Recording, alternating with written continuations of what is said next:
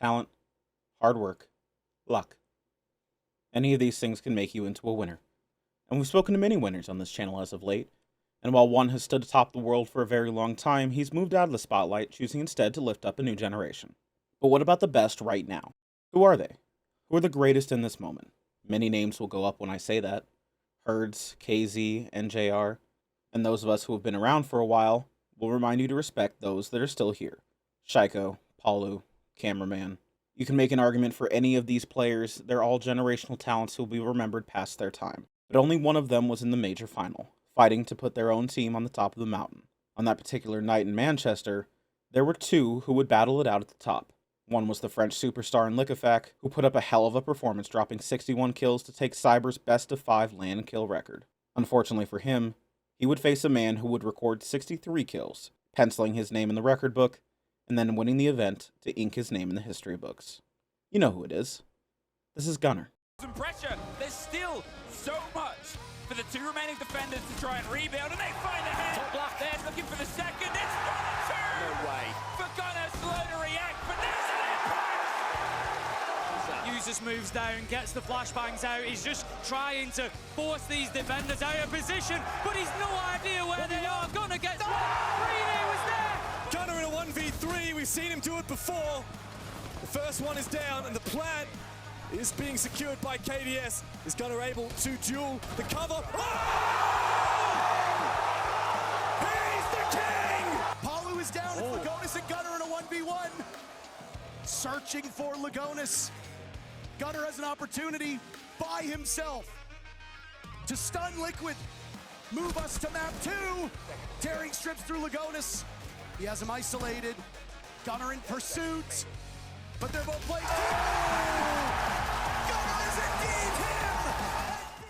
Today we'll break down the career of our major MVP, right from the start. He grew up on a console playing COD like so many of us out there, and like many of us, he didn't have any aspirations of going pro. Here's where luck comes into the story, as he would seemingly stumble into what he was born to do. In middle school, I got grounded from Xbox, and somehow, some way, I convinced my parents that I needed a computer for school, and then I downloaded Siege on it, and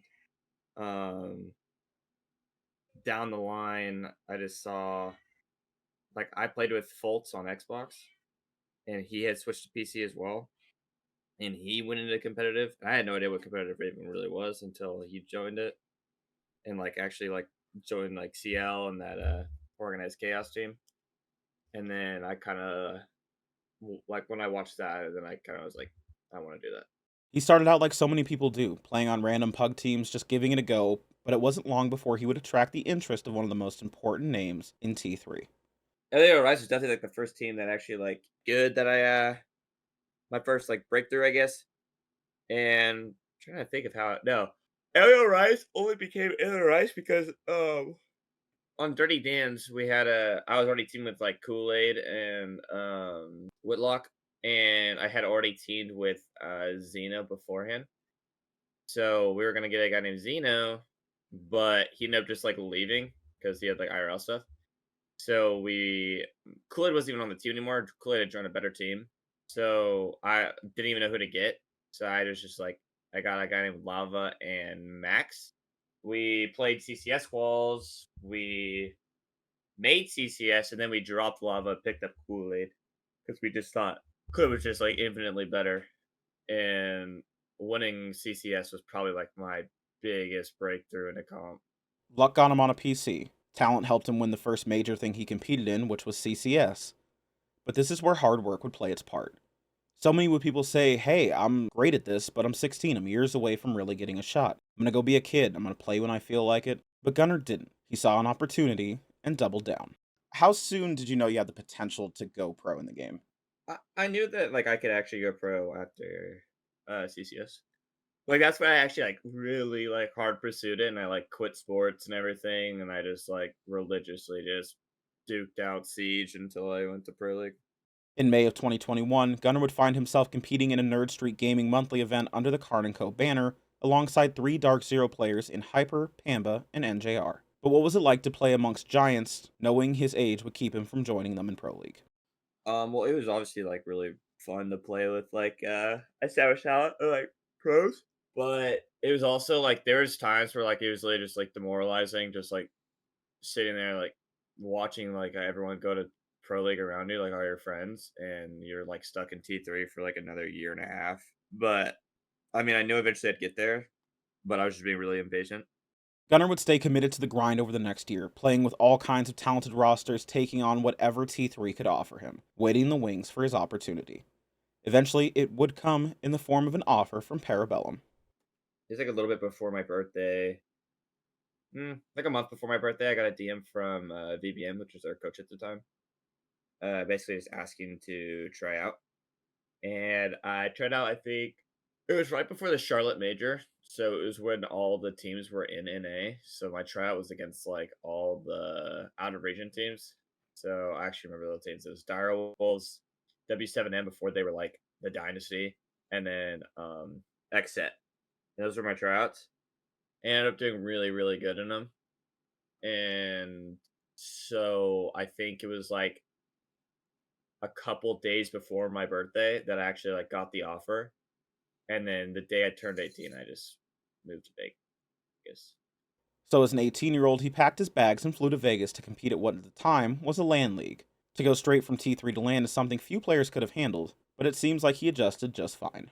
It was crazy because it was like the LAN league at the time where all the teams were in Vegas and everything. And I was honestly living my best life. It was, you know, when you're going for something for over 2 years and you finally are there and you're actually like living up to the expectation at the time. And like I was having so much fun. It was a blast, to be honest. His talent was noticed immediately by the best teams in the league, and Super, who was on his way out the door, would buy out Gunnar from Parabellum to replace himself on the Sonics. Going from a team that was fighting at the bottom of the league to one that was consistently battling it out for the top spot is a big step for anybody. He may have handled himself well, but truth be told, the Sonics were a stressful place for Gunnar, always feeling like his head was on the chopping block if they didn't meet expectations. That didn't stop him from performing, however, as after only one season as a pro, he would head to his first international major. It was actually really fun and actually really good. I remember pretty vividly. Like Gio ended up getting sick, and then but we ended up after that first loss to Eminem, like we got dogged by them. We ended up just like not losing another game until BDS, and I still like think we should have beat BDS, and that we kind of just like lost our mind on Clubhouse. But that's besides the point. I really enjoyed that event, and I actually thought I played pretty well for like my first international event. He had climbed aboard the train, and there was no stopping, as he would keep moving with the Sonics headed to Invite 2023, which was an event that would start strong before ending in disaster, as the team would start playoffs by falling to the lower bracket, before losing to Astralis, who were on their legendary run. It was a tough loss that would be hard to recover from for most people. Pair that with a poor performance in the regular season when they returned to NA, and it would take a strong team to recover. But recover they did, winning the last chance qualifier. The Sonics would regroup and head into the Copenhagen Major feeling good again, and they would make another top 4 finish with their only losses coming against W7M. They were on the cusp of greatness. It was right there to be seen, but while it felt like they were inches away from success on the way up to the top, life isn't always easy. Gunnar appeared to many as someone with the strength to pick his team up and carry forward, but that's not how he remembers it. It definitely is something I learned. I really wouldn't say that like my mental was like incredible, especially on Sonics. I think that's my biggest struggle on Sonics was I was just always in my head because like I knew I was like I knew like if we ever did bad or if we like bombed out or again or if like knowing that like you're next basically definitely is like a mental strain on you. And whether people admit it or not, like I just thought there was no way that if we did bad that they would drop anyone else other than me, just because I was kind of like, if you look at the names on Sonics, it was kind of easy to see. So I would not say on Sonics that I had the incredible mental that I was just like, I definitely faked it pretty well, but that was just to like help myself at least like attempt to play the best that I could. But I guess obviously there's no denying on Sonics. I literally like could not ever get anything going. Yeah, I would not say that like my mental was just like this incredible like attribute that I had. Because to be honest, it was definitely one of my biggest struggles. So yeah, maybe life wasn't always easy, but there was talent to be found on the Sonics. And one way or another, they seemed destined to win something someday. But it wouldn't be with Gunnar. Could they have won together? I'm a fan of both, so naturally, I'm going to want to say yes. However, he disagrees. You know, I was on the team for over a year, so like I don't really feel like he was even developing anymore. I wasn't feeling like I just don't think it was gonna work. They I was never on a consistent role. I was bouncing between like hard breach, second breach, IGL, um, just everything you can think of. And I wish I guess, if I could have it a perfect world, um, on entry, I think if there was gonna be any success on it, me and Richie on entry would have been like the most successful, I guess. But it was just there was so much talent on Sonics, I kind of got put to the back. I mean, yeah, like we always got close, but we'd always lose to either BDS or W7M. So I don't know. I don't know if that roster that I was on, like if we could have won a major. Just I just don't think that we worked as a team, and I think something had to change. Sadly, it was me, and that's fine. But yeah, I just yeah, I just could not get anything going ever. I just was everything was changing all the time. Well, I would I like to go back a bit about the whole Gunner thing. I don't agree with dropping him. I think that I mean Seth even owns it. That was solely his decision because I think Gunner is good. Gunner's just a little different. Like it's just different play styles. Like Gunner is always a player that might be an idiot, but he's gonna get you the opening kill or he's gonna die. It's kind of just his play style. And in a sense, I can see the similarity in Merc because Merc is also a very aggressive player on attack or defense. No matter what, he's going to be in their face. He's either going to get you the opening kill or he's going to die. It's just kind of how that goes. That's the way I see the game. That's just my opinion. I think Gunner's a really good player. Obviously, he's doing very well on Beast Coast. He has high highs and he has low lows. It is what it is. But I just wanted to say that in because I do like Gunner. He's a really good friend of mine, and I still do think he is very good. And I'm happy he has success in another team. So I'm always going to be like in his corner. Gunnar would come back to win the last stage of NAL 2023 alongside the Sonics, but unfortunately, they yet again failed to translate that performance to the international stage. Failing to make the playoffs in Atlanta, it was clear that something just wasn't working. The decision was made the team needed to change, and that change would be Gunnar, who would find himself looking for a new home before the event had even ended. Thankfully, though, there was someone willing to offer him a hand in his time of need. So I was at the Atlanta Major, and Gunnar comes up to me. He was like, "Yeah, I got dropped." And I was like, I knew I wanted this guy because he basically, I was like, this guy existed on a culture of a team where he was kind of scapegoated so hard. Yet in all the videos I saw of them, he was the one still trying to be like the mental leader, giving the speeches, giving the game plans. I was like, I need this guy, right? Like a guy getting dogged on so hard by the community and the pressure, and he's still trying to do that with this team. Like that guy, iron mental. Funny enough, Fett wanted Gunnar, but that wasn't where Gunnar had set his sights. Well, yeah, I got dropped after like I found out at Atlanta, and then I went to every single team, pretty much, and kind of just like threw my name in the mix. He was the only one that was like, yeah, like I got you, like yeah, like you have a spot if you want it.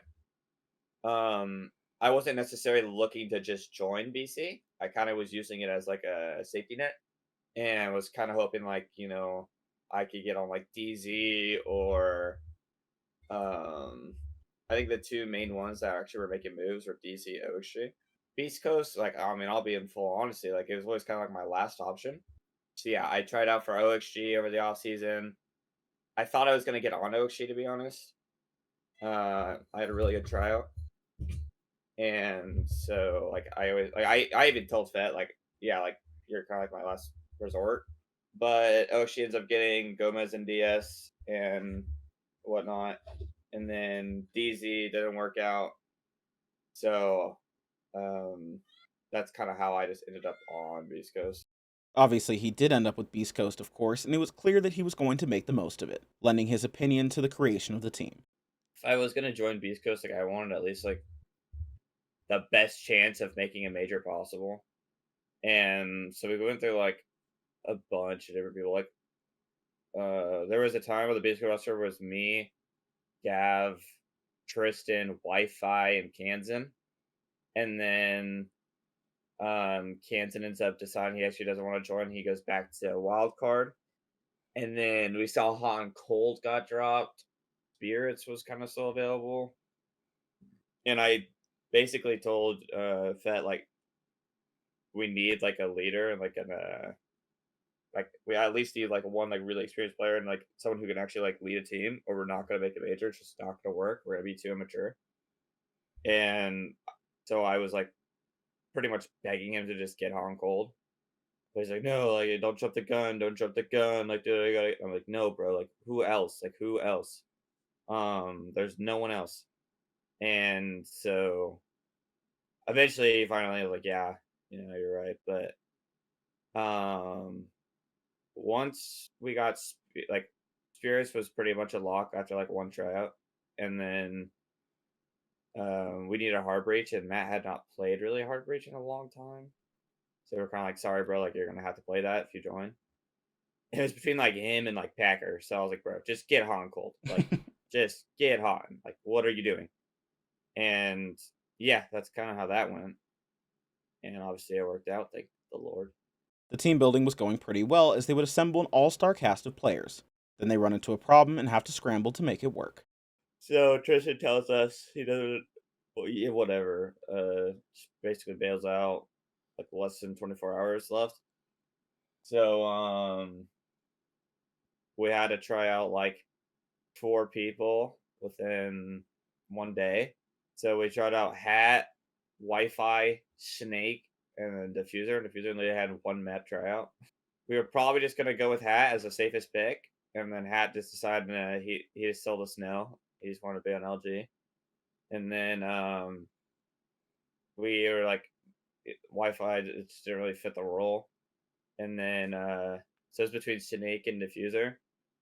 And like I don't know. I knew Diffuser beforehand, and like we were watching his comp clip stuff, and like you could see he was just mechanically gifted. He's never been on like a real like established great like learning team, I guess. So like it was definitely gonna like he's gonna have to learn. And then there was Snake, but I just don't think Snake would have meshed well with our team, just personality wise and whatnot. So I just basically I pushed to get Diffuser. I was like, bro, like at least let's just take the risk. Like if he's terrible, he's terrible. It is what it is. But I'd rather just take the risk of this guy just being like great, because he like kind of reminded me of like Newers in the sense of like how he aimed and like just like I don't know, like you get like that sparky player. Like hopefully they just are willing to learn and they just get better. And thankfully, if you're willing to learn, get better. So yeah. The roster worked on paper, but it would take time before they started to touch their potential, as BC would go down 0-3 in the beginning of NAL, but they rallied to win the next 5 games and win the whole league. How did they do it though? I really wouldn't say we changed everything.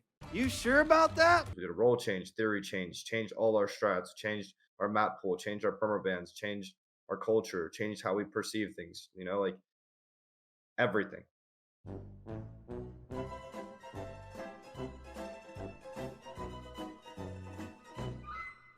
I went to like kind of like a second support ish, but more like a flex. And then I don't really know what switched, to be honest. We kind of like we always stayed good in scrims like regardless. So like I couldn't even tell you what really changed that just like we just flipped. But I mean honestly, I was the least rated player, or at least like lowest rated player at the start. And then I kind of went out of that stupid little slump I was in and just started like balling out again. And then D just was going great. Like we just started like just getting comfortable, I guess, as a team and as players, because we weren't even playing good. Like none of us were playing good at all. And then now we are having people have pop off games, and like we were playing well as a team, and like 3-2-1, and just like playing like a team, you know. And yeah, I just think like the team play is what like kind of just carries us all the way. Like our team play for that stretch was like incredible. They got it done and punched their ticket to Manchester. But of course, this isn't where it ends, as while Beast Coast would start directly in Stage 2 as a result of their first place finish in North America, there was still 15 other teams that could wind up in their path to the end. While they played well, their path to the main stage wouldn't be easy, losing, winning, finding themselves in their decider match against PSG Talon, a team we've spoken on before, a South Korean team that wasn't even promising to make the major this year. However, coming off a win against tournament favorites in BDS, Fabian's project was starting to look more and more like a Cinderella story. Beast Coast were writing their own story today, however, and had no time to be part of someone else's, putting the plucky little team away 2-0. This would only be the beginning of the team's problems, however, as they would draw FaZe in the first round of the playoffs, the team that just a few months ago was one round away from being crowned the best team in the world. For many of us, this was obviously the end of the road for Beast Coast, and on paper it should have been, but Gunnar had other ideas, going on to have one of the greatest single-game performances in the history of Siege. If anyone ever asks you what floating looks like, show them this game. Even Gunnar can't really explain how he did it. I don't even know. Like that was like a fever dream of a game. Like everything I did worked. Like just straight up everything I did, no matter what, just worked. And like it literally felt like those guys could not do anything to me. I that was probably like the most comfortable game I've ever played. Like it did not matter. I could hide, I could run around at them, I could literally sprint at them. Like it did not matter. Like I wasn't missing. All my shots were hitting, and just like I literally felt like unstoppable that game. Like I was just in like I don't even know, like a flow state, I guess you could say. In truth, from a spectator perspective, the next game just kind of felt like a formality, and while it wasn't a blowout, Liquid didn't provide too much of an obstacle for BC, which left them staring down the barrel of a best-of-5 grand final against BDS, something that would have most people feeling like an underdog, but not Gunnar. No, I wouldn't really say we were feeling like the favorite or an underdog. We were just like, we're gonna beat these guys. Like it's just like you don't go into a game thinking you're gonna lose or you're already lost. Um, we kind of like we we wanted to play BDS over DZ because DZ is just annoying, and at a best of 5, like that just would not have been fun. It just would have. DZ kind of has our number at times. So like we were really once we got the BDS like matchup, like we were actually really excited. Like okay, these guys have never played us. Um, actually no, we did scrim them at the event beforehand, but for the most part, they haven't really seen anything. Yeah, on paper their names are crazy, it's like a super team, but um I don't like at that event, like it didn't feel like any team could beat us really, especially after the run we made in playoffs where we beat like FaZe and Liquid, like the momentum we had off those two games, like it really felt like we were unbeatable. So we were honestly really excited. Like just straight up, the only word I could use is like just excited. Something magical would happen in the grand final as two players would stand head and shoulders over the rest of the world. Liquefact has done something special in his relatively recent time in the league, establishing himself as a world-beating talent, a position hard to find yourself in when you share the spotlight with a name like Shaiko sitting next to you. The international LAN best-of-5 kill record, one of the most coveted records in Siege, was last held by CyberZera when he recorded 57 kills in 59 rounds at the Sweden Major. Liquefact would go on to break this record, recording 61 kills in 57 rounds here in Manchester, which would be insanely impressive if it wasn't for Gunnar spoiling the party, recording 63 kills, claiming himself a new record, and an MVP, and a major title win. Only a handful of people on this planet will ever get to experience what being the best in the world at something is like, even for a moment. Gunnar found himself at the top, and I asked him to attempt to put words to the feeling. That's like a feeling that like you can't explain unless it's just like you do it, I guess. It was yeah, it was insane. Like I literally like the way that my career had gone, and then just for that to happen, like I don't really think anyone expected that, especially out of me. So like it kind of just felt good to like show like okay, like the reputation I got on Sonics kind of made me out to be like this like idiot who like literally cannot play the game other than like run around and hide and spawn peek and just like has no idea what's going on. Like that's kind of like the reputation I got, which I just don't believe to be true. And like for that to happen, like it just felt really good to finally prove that like okay, like that's it's just not true, honestly. With the benefit of hindsight, I was curious if Gunnar had a favorite moment from the event, and I think his answer might surprise you. Favorite play probably be the dope like walking and reading and just killing those 2 players. Like I don't know, like I could hear the crowd like scream, and then like we won the map that we weren't supposed to win off of like it, and it's just like going into border like off of that. Like I don't know, it's just like as much as like it was little, it was just a little tiny 2K. Like it, I don't know, the momentum that we gathered, like because I just had a crazy map anyways, like off of that, like I just knew like at least when we got the border, like the momentum was on our side, and we were probably just gonna win. I'll be linking his socials down below, so make sure to go and give Gunnar a follow so you can continue to watch his journey. But for now, I'll let him say his goodbyes. Honestly, it's anyone that's like actually like stayed supportive for a long time, especially when I was getting dogged and stuff. So I just appreciate everyone, seriously. Like I notice everything. I notice all the comments, so I just appreciate y'all a lot. It's hard to believe he really did it, but here we are. That'll wrap it up for me today. If you're still around, I'd appreciate if you drop me a sub and maybe check out some of the other videos I've made on Siege and other games. I don't currently have another interview lined up, but I do have Mass Effect 2 still in the pipeline. Speaking of interviews, someone tell Hotton to DM me.